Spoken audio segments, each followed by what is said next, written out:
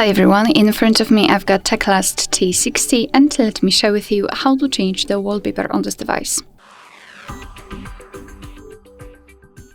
So let's start with opening the settings, and here in this left section we have to scroll down to find wallpaper and style.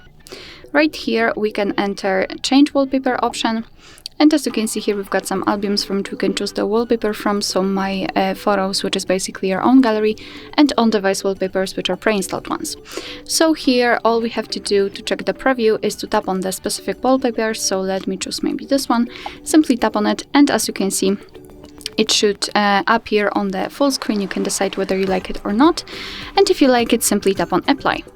Now you can decide where you want to set it, so as a home screen, lock screen, or both, and I will choose both options, so let me tap on it.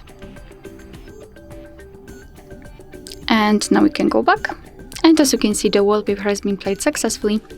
Alright, so that will be all. Thank you so much for watching. I hope that this video was helpful, and if it was, please hit the subscribe button and leave the thumbs up.